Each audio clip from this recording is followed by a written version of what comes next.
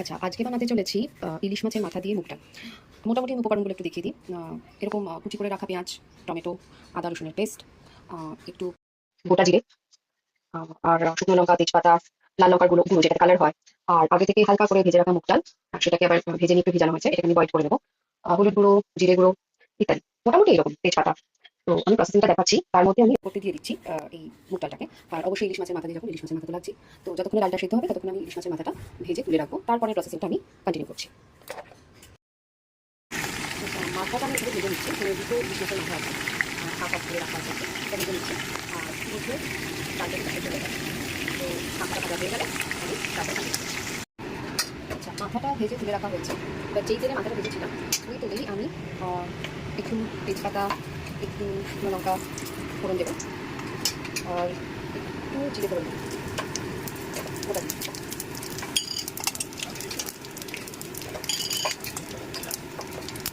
ফোড়নটা একটু গন্ধ ছাড়লে যে কুচিয়ে রাখা পেঁয়াজটা পুরোটা দেবো না, কিন্তু এটা আমার অন্য একটা রান্নার প্রিপারেশনের জন্য রাখা আছে। মোটামুটি বলতে পারি এখানে দুটো ইলিশ মাছের মাথা দিয়ে আমি বড় চামচে 5 চামচ মতো মুগ ডাল নিয়েছি। তো এখানে মোটামুটি মাঝারি সাইজের দুটো পেঁয়াজ লেগে দেবো, মাঝারি সাইজের দুটো পেঁয়াজ। পেঁয়াজটা একটুখানি লাল লাল হয়ে গেলে তারপরে আমি সামান্য আদা রসুন দেবো, এবং যতক্ষণে পেঁয়াজটা হচ্ছে ততক্ষণে আমি একটা মশলা তৈরি করে রাখবো। এটা হচ্ছে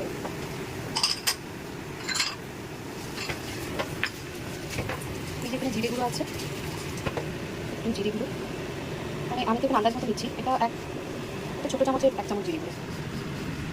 এই একটু হলুদ গুঁড়ো, হলুদ যেহেতু মাছের মাথাতেও মাখানো আছে এবং এটাকে ডালেও আমরা দিয়েছি, তাই একটুখানি হলুদ গুঁড়োটা খুব বেশি দেবো না, অল্প একটুই দেবো।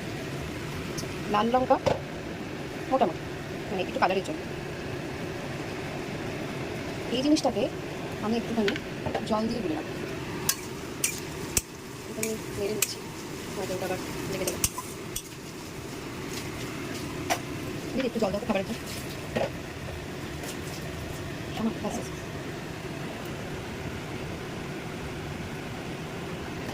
এটা জাস্ট একটু ভিজিয়ে রাখবা, যাতে মশলাটা যখন দেবো তখন ওটা জ্বলে না। আমি তো মোটামুটি পেঁয়াজটা কষা হয়ে গেছে, মানে একটু হালকা নরম হয়ে গেছে পেঁয়াজটা। তো এবার আমি যেটা করবো, একটুখানি রসুন দেবো, দেখো খুব বেশি করে দিয়ে দিই রসুন, অল্প রসুন, আদাও অল্প দিয়ে ভালো করে কষতে হবে। এটা একটু কষে নিই, তারপরে আমরা এতে টমেটো অ্যাড করবো। আচ্ছা, এর মধ্যে আমি আদা রসুনের পেস্টটা দেওয়ার পরে জিনিসটা কিন্তু বেশ ভাজা ভাজা হয়ে এসেছে। এবারে আমি এই যে ভিজিয়ে রেখেছিলাম হলুদ গুঁড়ো, জিরে গুঁড়ো আর একটু লঙ্কা গুঁড়ো, সেটা দিই।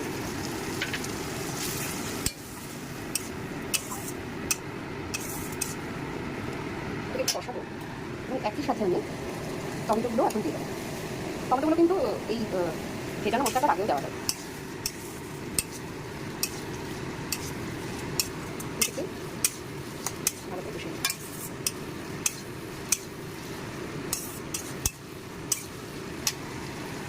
আচ্ছা, এটা যতক্ষণ কষানো হচ্ছে আমি ইলিশ মাছের মাথাটাও দিয়ে দিলাম।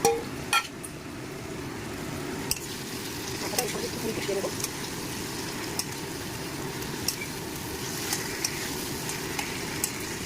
এই যে যত দেখছো জোগাড় করা হয়েছে, এই যে পেঁয়াজ কুচনো, আদা বাটা, রসুন বাটা, টমেটো, এইগুলো কিন্তু আমি করি। রান্না তো ঠিক আছে, ভালো লাগে, কিছু রান্না করতে পছন্দের রান্না ফ্যামিলিদেরকে বানিয়ে খাওয়াতে, কিন্তু এই বিষয়টিতেই আমার বেজায় আদর্শ যে জোগাড় করা, যেটা রান্নার মূল কাজ। এই কাজগুলো কিন্তু করেছে আমার হেল্পিং হ্যান্ড দিদি, সে খুব সুন্দর করে কাজগুলো করে দেয় আমাকে, এবং সেই কারণেই আমি রান্নাটা করতে পারি। দিদি না থাকলেও করেছি, এমন কোনো যে তখন না থেকে করেছি, কিন্তু আমার খুব কষ্ট হয়, আমার ভালো লাগে না, কিন্তু এটা পছন্দ করি না পরিষ্কার কথা, এই জোগাড় যন্ত্র করা। আমার এটা বোধহয় আরও অনেকেরই মনের কথা যে ঠিক আছে রান্নাটা করবো, কিন্তু জোগাড় কে করবে ভাই, তাই তো? তো আমার একই অবস্থা। আবার অনেকে কিন্তু নিজের হাতে জোগাড় করতে ভালোবাসে, যেমন কিছু কিছু জিনিস আমি মানে কাটাটা দিদিকে দেখিয়ে দিই যে কীভাবে কাটতে হবে কাটতে, কিন্তু কিছু কিছু জিনিস আছে সেগুলো আমি নিজের হাতেই কাটি, মানে ওটা আমার মনে হয় যে আমি না কাটলে ঠিক করে হবে। তো ম্যাক্সিমাম দিদি কেটে কেটে দেয়। দেখো অনেকটা জিনিসটা কষে গেছে, হ্যাঁ, আমি যা যা উপকরণ দিয়েছিলাম। এইবারে আমি ডাল সেদ্ধটা ঢেলে দেবো। ডাল সেদ্ধটা ঢেলে দিয়েছি। এবার ডাল সেদ্ধটা দিয়ে ভালো করে কষাবো, ভালো করে কষিয়ে চাপা দিয়ে দেবো। তারপরের কী করবো সেটা আমি দেখাবো। আচ্ছা, এই সময় না একটু নুন দিয়ে দেবো সবাই, কেন এর আগে তো আমরা ডালে অল্প একটু নুন দিয়েছিলাম, মাছের মাথাতেও নুন ছিল, কিন্তু তাও একটু নুন লাগবে, একটু টেস্ট করে নিতে হবে। আমি কিন্তু টেস্ট না করে নুন মিষ্টি ম্যাক্সিমাম সময় ঠিক করতে পারি না, আমি কিন্তু টেস্ট করি। দেখো ডালের ঘনত্বটা যখন কষবে, পরে হয়তো একটু জল দিতে হবে, জল দেওয়ার হলে আমি তখন আপনাদের দেখাবো। তো এটা আপাতত একটু কষুক, আর গ্যাসের ফ্লেমটা কিন্তু হাই থাকবে। আমি কিন্তু এখন মশলা কষাচ্ছিলাম গ্যাসের ফ্লেম লো করে, যেহেতু নতুন নতুন একা হাতে ভিডিও করে দেখাতে হচ্ছে, কিন্তু স্কিপ করে গেছিলাম, দেখেছিলাম। তো এটা একটু কষুক। দেখো ডালটা আমি ভালো করে বেশ কষিয়েছি, নিয়েছি। এবারে আমি জল দিচ্ছি, কারণ এটা একটু বেশ ঘনই আছে। এতে মুখটা আমরা একটু ঘনই খাই, মাছের মাথাটা দিয়ে বলে বিশেষ করে, কিন্তু এটা একটু বেশি ঘন ছিল। কাজেই এরকমভাবে আমি জল দিলাম, দিয়ে হয়তো গ্যাসের ফ্লেমটা আমি বাড়িয়ে দিয়েছি। একটু ফুটে উঠলে গ্যাসের ফ্লেমটা কমিয়ে আমি চাপা দিলাম। একটু ফুটে উঠেছে সুন্দর, এবার গ্যাসের ফ্লেমটা কমিয়ে দিলাম এবং চাপা দিলাম। এটা হতে থাক মিনিট 7-8 চাপা দিলেই আমার মনে হয়ে যাবে। তারপরে প্রসিডিউরটা আমাদের দেখা। আচ্ছা, ঢাকাটা আমি খুলে ফেলেছি, ভিডিও করতে ভুলে গেছিলাম ঢাকাটা খোলার আগে। তো এই ব্যাপারটা দাঁড়িয়েছে। এবার আমি কী করবো, আমি না একটু কাঁচা লঙ্কা চিড়ে রেখেছিলাম, যেটা তোমাদের দেখাতে আমি ভুলে গেছি। এই চিরা কাঁচা লঙ্কাগুলো দিয়ে দেবো। চিরা কাঁচা লঙ্কাগুলোতে এখন হয়তো খুব একটা ঝাল হবে না, কিন্তু যেটা হবে সেটা হচ্ছে একটা ফ্লেভার আসে, সেটা জানতে হবে। ঠিক এইটুকুনি চিনি দিচ্ছি, কারণ একটু চিনি না দিলে বলে না কমপ্লিমেন্ট দেওয়ার জন্য চিনি দেওয়া, ওই রকম আর একটু চিনি না দিলে তো স্বাদটা ভালো হবে না। অল্প একটু চিনি দিলাম, যতটুকু তোমাদের সামনে দেখালাম, 1 চামচেরও কম। আচ্ছা, এতটা ডালে মোটামুটি কড়াই অনেকটাই ডাল আছে। দেখো ঠিক এইটুকুনি আমি গরম মশলা দেবো। গরম মশলা আমার বাড়িতে দেখো, তাও সেটাও পুরোটা দিলাম না। গরম মশলা আমার বাড়িতে দেওয়া চলে না খুব একটা। তার প্রথম এবং প্রধান কারণ হচ্ছে আমার হাজবেন্ড খুব পছন্দ করে না গরম মশলার ফ্লেভারটা। আর এই রান্নাতে গরম মশলা আরোই কম দেবে, কারণে তার কারণ হচ্ছে ইলিশ মাছের ফ্লেভারটা কোথাও টিকে থাকে। আর ঠিক এইটুকুনি ঘি। আচ্ছা, আমি না একটা নতুন ঘিয়ের সন্ধান পেয়েছি, যেটা সবাই তোমরা অনলাইনে সার্চ করলেই পেয়ে যাবে। সেই ঘিটা আমার কাছে এখন এসে পৌঁছায়নি, ওটার রিভিউ আমি প্রচুর ভালো দেখেছি। তো আমি নিজে আগে একটু খেয়ে দেখি, আমার কাছে জিনিসটা পৌঁছলে আমি একটু খেয়ে দেখি, তারপর তোমাদের কোনো রান্নার সময় ওটার ডিটেলস আমি শেয়ার করবো।